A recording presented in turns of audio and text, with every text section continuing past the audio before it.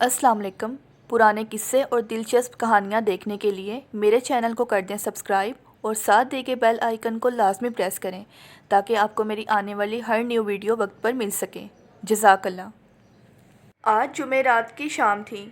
शाम के साए गहरे होते चले जा रहे थे। हर कोई अनजाने खौफ में मुब्तला था और घर जाने की जल्दी में था। ख़ासकर माओ ने तो शाम से ही गली में खेलने वाले बच्चों को ज़बरदस्ती घर के अंदर खींचकर कुंडियाँ लगा दी थीं। इधर साइमा बहुत फ़िक्रमंद थी क्योंकि अकबर ने शहर से आने वाली उसी पगडंडी के रास्ते पर गांव वापस आना था। पगडंडी का ये रास्ता हर जुमेरात की शाम गांव के लोगों के लिए दर्द सर बन जाता और जुमेरात के दिन ख़ास तौर पर शाम से पहले ही सब लोग अपने अपने घरों में कैद हो जाते। साइमा भी फ़िक्रमंद चेहरा लिए इन्हीं सोचों में गुम थी कि अकबर ने घर वापस आने में देर लगा दी थी। उसका दिल ज़ोर ज़ोर से धड़क रहा था।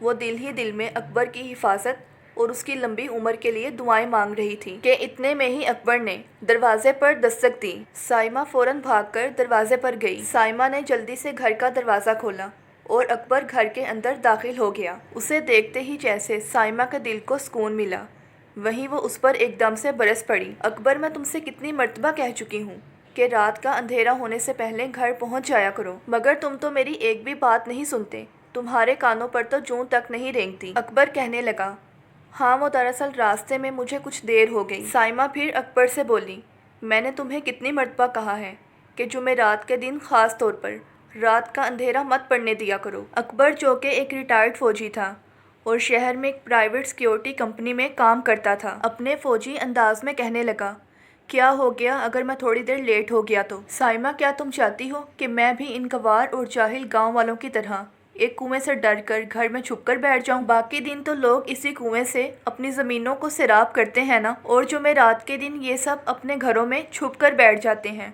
पता नहीं क्यों इन सब लोगों की मत मारी गई। अब इन नादान लोगों को कौन समझाए कि ये महज इनके जहन का वहम है और कुछ नहीं। साइमा अकबर की तरफ मोहब्बत से देखकर कहने लगी, भाई मैं तो तुम्हारे भले के लिए ही कहती हूँ। तुम जानते नहीं कि जुमेरात की रात उस कुएं से कितनी दर्दनाक और खौफनाक चीखें सुनाई देती हैं। क्या वो दर्द भरी चीखें तुम्हें सुनाई नहीं देती? साइमा ने उसे समझाने वाले अंदाज में कहा। अकबर थका हारा था, आते ही चारपाई पर बैठ गया। साइमा उसके करीब आकर बैठ गई और उसे समझाने लगी, क्या तुम्हें मालूम नहीं कि फैसल बता रहा था पिछले महीने जब उसे घर लौटने में देर हो गई थी तो वो उसी कुएं के पास से गुजर रहा था।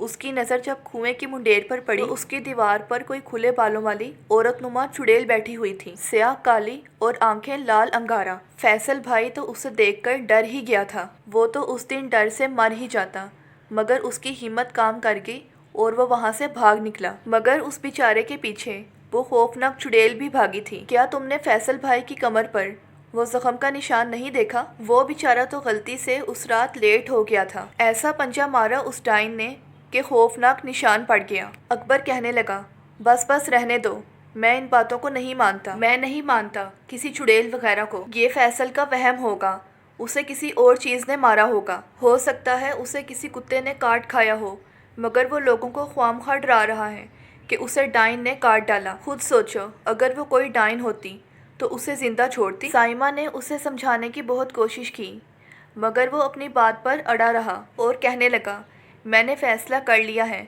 कि मैं अब इस मसले को हल करके ही छोड़ूंगा। मैं अपने गांव वालों की तरह खौफ के मारे घर में छुपकर नहीं बैठ सकता। मैं घर में कैद होकर नहीं रह सकता। ये गांव वाले तो नादान हैं, समझते बूझते ही नहीं। अगर इनमें अकल होती तो ये सब बातें ना करते। साइमा बेचारी उसे समझाती रह गई, मगर अकबर अपनी बात पर ही अड़ा रहा। कहने लगा, आज मैं अपने ऑफिस से बंदूक ले आया हूँ, देखता हूँ कि आखिर ये कौन सी डाइन है जिसने सब गांव वालों का जीना महाल कर रखा है। ये कहते ही अकबर ने अपने थैले से एक बंदूक निकाली। बंदूक देखकर साइमा हैरानगी से उसकी तरफ देखने लगी और वो कहने लगी, अरे क्या पागल हो गई हो तुम? क्या तुम चुड़ैल से मुकाबला करोगे? अकबर उसकी तरफ देखकर हंसा और बोला, चुड़ैल? अरे कैसी चुड़ैल? साइमा बोली, आखिर तुम समझने की कोशिश क्यों नहीं करते? अकबर ने कहा, बस बस तुम चुप रहो, मैं जो भी कर रहा हूँ वो बिल्कुल ठीक है। आज रात मैं खुद पहरा दूंगा गुलाम फरीद के साथ। मैं देखता हूँ कि ये कौन सी डाइन कौन सी चुड़ैल है। साइमा बेचारी उसे समझाती रही, چیختی رہی، چلاتی رہی، مگر اکبر نے اس کی ایک نہ سنی۔ وہ ایسا ہی تھا، اکھڑ اور اپنی بات منوانے والا۔ سائمہ بیچاری دل ہی دل میں گھبرا رہی تھی۔ اکبر بولا، وہ جو کوئی بھی ہے، وہ اس بندوق کی گولی کا مقابلہ نہیں کر سکتی۔ تم سمجھنے کی کوشش کرو سائمہ، وہ کوئی ڈائن وائن نہیں ہے۔ یہ گاؤں والوں نے تو خیر خوام خواہ کا شور مچا رکھا ہے۔ میں کہتا ہوں کہ آج رات یہ قصہ بھی تمام ہو جائے گا، دودھ کا دودھ اور پانی کا پانی ہو جائے گا۔ سائمہ نے اسے بہت سمجھایا، مگر وہ اپنی ضد پر قائم رہا۔ پھر رات ہوتے ہی وہ غلام فرید کے ساتھ، یعنی گاؤں کے واحد پہرے دار کے ساتھ باہر گلی میں نکل کھڑا ہوا۔ غلام فرید بھی بیچارہ ڈرا سہما اپنی ڈیوٹی نبھانے کے لیے گاؤں کی گلیوں میں گھوم رہا تھا۔ اکبر نے اسے بندوق دکھائی اور اس کا حوصلہ بڑھایا اور اسے کہنے لگا، ہم دونوں آج رات اسی کنویں کی طرف چلیں گے۔ غلام فرید نے اسے سمجھایا، ارے بھائی کیا ضرورت ہے خود ہی اپنے آپ کو مصیبت میں ڈالنے کی۔ اکبر نے اس کی طرف دیکھ کر کہا، تم پہرے دار ہو کر بھی ڈرتے ہو؟ غلام فرید کہنے لگا، میں نے اس کے بارے میں بہت شور سنا ہے۔ تم جانتے نہیں، گاؤں کے سب لوگ تو جھوٹ نہیں بولتے نا۔ ہمیں اس کنویں کی طرف جانے کی کیا ضرورت ہے؟ ہمیں گاؤں میں پہرا دینا چاہیے۔ اگر وہ ڈائن گاؤں کی طرف آئی تو پھر تمہیں اجازت ہے، تم اس پر اندھا دھند گولیاں برسا سکتے ہو۔ مگر اکبر نے اس کی ایک نہ سنی اور اسے کہنے لگا، آؤ اب ہم دونوں اس کنویں کی طرف چلتے ہیں۔ پھر وہ اسی پگڈنڈی سے ہوتے ہوئے اسی کنویں کی طرف چلنے لگے۔ غلام فرید بیچارہ دل ہی دل میں ڈر رہا تھا اور بہت گھبرایا ہوا تھا۔ ان دونوں نے کنویں سے دور ایک جگہ پر مجان بنائی جہاں سے وہ دونوں گھات لگا کر بیٹھ سکتے تھے اور کنویں کو واضح طور پر چاندنی رات میں دیکھ سکتے تھے۔ رات دھیرے دھیرے سرک رہی تھی، مگر ابھی تک انہیں وہاں کچھ دکھائی نہیں دے رہا تھا۔ غلام فرید نے ایک دو بار ہلکے سے اسے کہا، اکبر ضد چھوڑ دے، اب ہمیں یہاں سے اٹھ کر چلے جانا چاہیے، اب اس کنویں پر کوئی نہیں آئے گا۔ مگر اکبر اپنی بات پر قائم رہا، کہنے لگا، ہم صبح کی اذان تک یہیں اسی کنویں کے پاس بیٹھے رہیں گے، اس مجان پر دیکھتے رہیں گے، اگر وہ نظر آ گئی تو میں اس پر گولیوں کی بارش کر دوں گا۔ آج مجھے اس بات کا فیصلہ کر ہی لینے دے کہ آخر اس کنویں میں راز کی بات کیا ہے۔ وہ عورت کون ہے؟ وہ چڑیل ہے یا پھر ڈائن ہے؟ اور وہ کیوں اس کنویں کی منڈیر پر بیٹھ کر دردناک آواز میں چیختی چلاتی ہے؟ غلام فرید تو بیچارہ ڈر رہا تھا، مگر اکبر کا حوصلہ مضبوط تھا۔ ڈر کے مارے غلام فرید بھی وہیں بیٹھا رہا۔ دونوں تھوڑی تھوڑی دیر کے بعد مجان سے اپنا سر نکال کر اس طرف نظریں گاڑ دیتے۔ یہ رات کے 1:30 بجے کا وقت ہوگا کہ اچانک انہیں کنویں کے اندر سے عورت کے دردناک چیخنے کی آواز ابھرتی ہوئی محسوس ہوئی، جیسے کوئی عورت بہت ہی درد میں چلا رہی ہو، اور ساتھ ہی کسی بچے کے رونے کی آواز آنے لگی، جس سے یہ دونوں چونک اٹھے۔ دونوں نے مجان سے اپنا سر نکال کر اس طرف دیکھنا شروع کر دیا۔ چاندنی رات میں کنویں کی دیواریں چمک رہی تھیں، مگر وہاں پر کسی کا نام و نشان تک نہ تھا، لیکن چیخنے اور رونے کی دردناک آوازیں مسلسل کنویں کے اندر سے آ رہی تھیں۔ وہ دونوں بھی مسلسل اسی کنویں کی طرف ہی دیکھ رہے تھے، اور پھر ان دونوں کی نگاہوں نے عجیب و غریب مگر انتہائی خوفناک منظر دیکھا۔ کنویں کے اندر سے کسی عورت نما مخلوق کسی چوپاہے کی طرح اپنے ہاتھوں اور پیروں کے بل رینگتی ہوئی باہر آئی، اور پھر کسی بچے کی طرح کنویں کی منڈیر پر اپنی دونوں ٹانگیں لٹکا کر بیٹھ گئی، اور پھر اپنی گردن کو گھما گھما کر اس نے چاروں طرف دیکھنا شروع کر دیا، اور پھر اس کے منہ سے دردناک چیخیں اور وین کی آوازیں نکلنا شروع ہو گئیں، جس نے گاؤں کے ارد گرد اس ویرانے کے سارے ماحول کو دہشت ناک کر کے رکھ دیا تھا۔ وہ دونوں تو بیچارے یہ منظر دیکھتے ہی خوف سے کانپنے لگے۔ کچھ دیر تو وہ دونوں یہ وحشت ناک منظر دیکھتے رہے، پھر اچانک وہ عورت نما ڈائن بجلی جیسی تیزی کے ساتھ واپس اس کنویں میں کود گئی، اور پھر چند لمحوں کے بعد بجلی جیسی تیزی کے ساتھ واپس کنویں کی منڈیر پر اسی انداز میں آ کر بیٹھ گئی، اور اس نے اپنی دونوں ٹانگیں کنویں کی منڈیر کے ساتھ لٹکا دیں۔ اس بار اس کی گود میں ایک نومولود بچہ بھی نظر آ رہا تھا۔ اب اس بچے کے رونے کی خوفناک آواز نے بھی گاؤں کے ارد گرد کے ماحول کو اپنی لپیٹ میں لے لیا تھا۔ غلام قادر پہرے دار نے دبی دبی آواز میں کہا، یہی ہے وہ ڈائن، یہی ہے وہ چڑیل۔ اس نے یہ بات تو اکبر سے کہی تھی، مگر نہ جانے کیسے اتنی دور بیٹھی ہوئی اس چڑیل نے بھی غلام فرید کی یہ آواز سن لی تھی، اور فوراً اپنی گردن گھما کر اپنی آنکھیں اسی طرف گاڑ دیں جس طرف وہ دونوں مجان میں بیٹھے ہوئے تھے۔ پھر اچانک اس ڈائن نے بجلی جیسی تیزی کے ساتھ اپنا بچہ اس کنویں میں پھینکا، اور پھر کسی چوپاہے کی طرح اپنے ہاتھوں اور پاؤں کے بل رینگتی ہوئی تیزی کے ساتھ ان دونوں کی طرف بڑھنے لگی۔ یہ منظر دیکھتے ہی اکبر اور غلام فرید کے رونگٹے کھڑے ہو گئے۔ اکبر نے فوراً بندوق سیدھی کی اور اس کا رخ اسی ڈائن کی طرف کر دیا اور اپنی بندوق سے 2 فائر اس کی طرف دھماکے کے ساتھ کر دیے۔ وہ فائر آگ کے شعلے کی طرح اس کی طرف لپکے۔ ڈائن کے بدنما جسم پر جب گولیاں پڑیں تو اس نے واپس کی طرف دوڑ لگا دی اور پھر فوراً ہی غلام فرید نے مجان سے چھلانگ لگائی اور یکدم گاؤں کی طرف بھاگنا شروع کر دیا۔ اسے بھاگتے دیکھ کر اکبر نے بھی اس کے پیچھے بھاگنے میں ہی عافیت سمجھی۔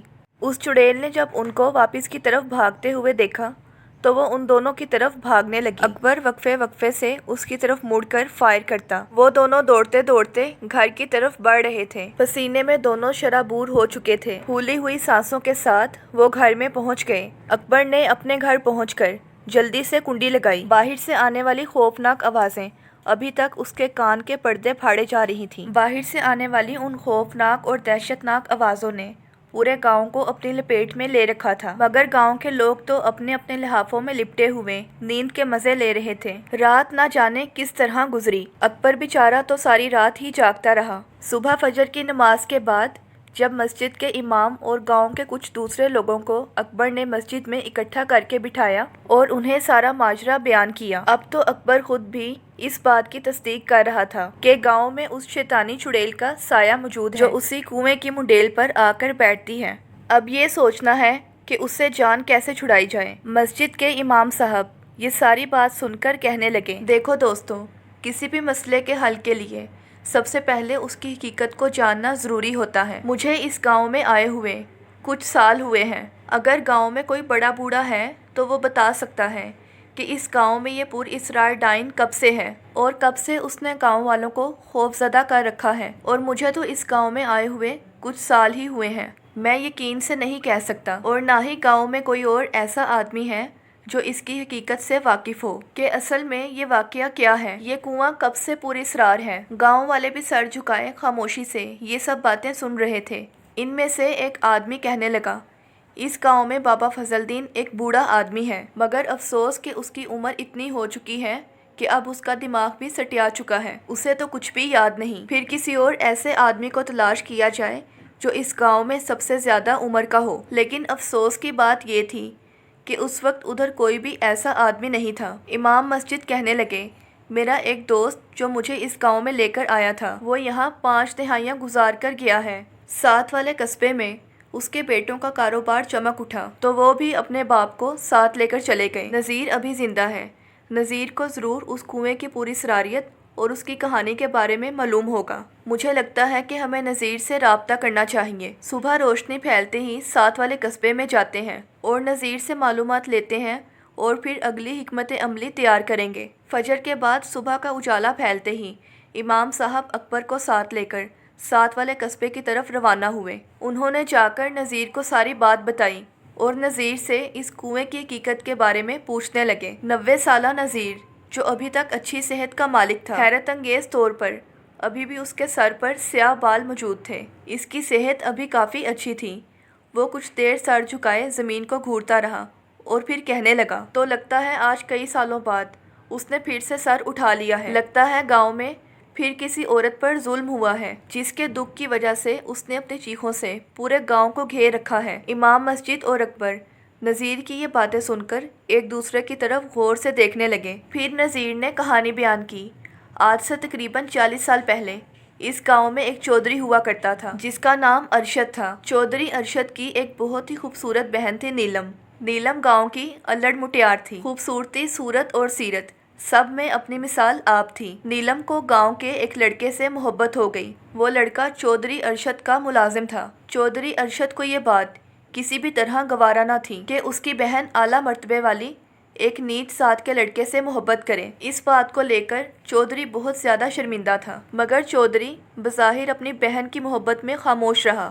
لیکن کسی کو بھی یہ معلوم نہیں تھا کہ اس کی یہ خاموشی ایک دن کیسا طوفان لائے گی۔ جب نیلم نے بہت ضد کی کہ وہ اس لڑکے کے ساتھ ہی شادی کرنا چاہتی ہے تو چودھری ارشد نے بظاہر اس کے سامنے ہار مان لی اور اس کی شادی دھوم دھام سے اسی لڑکے کے ساتھ کر دی۔ سارے گاؤں میں عجیب و غریب باتیں ہونے لگیں۔ سب کہتے کہ چودھری نے اپنی بہن کا رشتہ ایک ملازم کے ساتھ کر دیا۔ چودھری ارشد اور نیلم کے ماں باپ تو تھے نہیں، لہٰذا نیلم کا سرپرست اس کا بھائی چودھری ارشد ہی تھا۔ شادی بخیر و خوبی انجام پا گئی اور اس کے بعد وہ ہنسی خوشی گاؤں میں ہی उसी मुलाजिम के घर में रहने लगी। चौधरी ने दिखावे में अपनी बहन नीलम को बहुत सारा जहेज दिया। उसका घर सब नई चीजों से भर दिया। कुछ लोग हैरान भी थे और चौधरी की इस बात पर उसे शाबाश भी दे रहे थे कि चौधरी ने उसे मुलाजिम होते हुए भी अपनी बहन का रिश्ता दे दिया। मगर किसी को भी ये मालूम नहीं था कि चौधरी के दिमाग में क्या पक रहा था। फिर एक रात नीलम का खावंद गांव से बाहर काम के सिलसिले में अपने घर वापस आ रहा था कि रास्ते में उस पर किसी ने हमला कर दिया कि उस बेचारे को रात के अंधेरे में बुरी तरह जख्मी कर दिया और फिर उसे जान से ही मार डाला। सुबह होते ही उसकी लाश गांव के वीराने में बाहर पड़ी हुई मिली। सब गांव वाले आपस में बातें करने लगे। उसकी लाश की बुरी हालत देखकर कुछ लोगों का ख्याल था कि उस पर रात को किसी जंगली दरिंदे ने हमला कर दिया है, जिसने ना सिर्फ उसे बुरी तरह जख्मी कर डाला बल्कि उसे जान से मार डाला। नीलम बेचारी की तो दुनिया ही उजड़ गई थी। बेचारी 4-5 महीने के अंदर ही बेवा हो गई। उसने चूड़ियां तोड़ डाली और रोते रोते अपना बुरा हाल कर लिया। वो गुमसुम सी हो गई। चौधरी उसे वापस अपनी हवेली में ले आया। गाँव में कुछ लोगों का ये भी ख्याल था कि चौधरी अपनी बहन नीलम से बेपनाह मोहब्बत करता है। इस बात का तो मालूम नहीं कि चौधरी अपनी बहन को कत्ल करने का मंसूबा पहले से बना चुका था या नहीं, लेकिन जब उसे पता चला कि उसकी बहन मुलाजिम के बच्चे की मां बनने वाली है तो चौधरी अरशद आपे से बाहर हो गया। मगर फिर भी उसने किसी पर जाहिर न होने दिया। नीलम के लिए कुदरत ने एक जीता जागता खिलौना दे दिया। वो अपने बच्चे के साथ अपनी दुनिया में मगन हो गई। मगर चौधरी, जो अभी तक इस बात को भूला नहीं था, वो इस बात को अपनी तौहीन समझता था कि उसकी बहन ने एक मुलाजिम के साथ मोहब्बत की और फिर उससे शादी कर ली। चौधरी ने अपनी तौहीन का बदला इस तरह लिया कि रात के अंधेरे में अपनी बहन और इसके बच्चे को जिंदा कुएं में फेंकवा दिया अपने मुलाजमों की मदद से। मगर बदकिस्मती से गांव का एक आदमी जो बाहर से गांव की तरफ आ रहा था, उसने अपनी आंखों से ये सारा माजरा देख लिया। राज खुलते ही बात पुलिस तक जा पहुंची। तहकीकात हुई और चौधरी को सजा हो गई। मगर चौधरी अपनी दौलत के बलबूते पर जल्दी रिहा होकर वापस आ गया। मगर चंद सालों बाद चौधरी का ज़मीर उसे मलामत करने लगा। चौधरी अपने गुनाह का सरेआम इकरार करने लगा। वो गांव की गलियों में जाता और ज़ोर ज़ोर से चिल्लाता, हाँ, मैं ही अपनी बहन, उसके शोहर और उनके बच्चे का कातिल हूँ। नीलम के खावंद की लाश मेरे ही मुलाजमों ने बोटियां बोटियां करके गांव के वीराने में फेंक दी थी और नीलम और उसके बच्चे को जिंदा कुएं में मैंने ही फेंकवाया था। चौधरी की जहनी हालत इस कदर ख़राब हो गई थी कि वो पागल हो चुका था और उसी पागलपन में एक दिन उसने उसी कुएं में छलांग लगाकर अपनी जान दे दी। चौधरी ने शादी तो की नहीं थी, इसलिए उसके पीछे रोने वाला तो कोई नहीं था। और फिर कुछ रोज के बाद उसी कुएं से जोरदार चीखों का सिलसिला शुरू हो गया। गांव वालों का कहना है कि ये नीलम की ही बेचैन रूह है जो अपने बच्चे के साथ इस कुएं से बाहर निकलती है और चीखती चिल्लाती और रोती है। गाँव में जब भी किसी औरत के साथ जुल्म होता है तो ऐसे ही दर्दनाक आवाज़ें उस कुएं से आती हैं। ये वाक़यात चूँकि जुमेरात के रोज़ हुए थे, इसलिए हर जुमेरात को उस कुएं से पूरी सरार आवाज़ें सुनाई देती हैं। दास्तान सुनने के बाद इमाम साहब ने कहा, उन तीनों की रूहें बेचैन हैं। चौधरी को अपने किए पर मलाल था, मगर चूँकि उसने नीलम, उसके शोहर और उनके बच्चे को बेगुनाह कत्ल किया था और उनकी लाशों को कुएं में फेंकवा दिया था, इसलिए उनका गैबी नमाज जनाजा उसी जगह पर अदा किया जाए ताकि उन सब की रूहों को सुकून मिल सके और वो तस्कीन मिले जो उन माँ और बेटे को अभी तक नहीं मिली। कल सुबह तमाम गांव वाले उनकी नमाज जनाजा अदा करेंगे ताकि उन बेकरार रूहों को करार आ जाए और उनकी अलामती कब्रें उसी कुएं पर बना दी जाएंगी। अगले रोज़ ऐसा ही हुआ।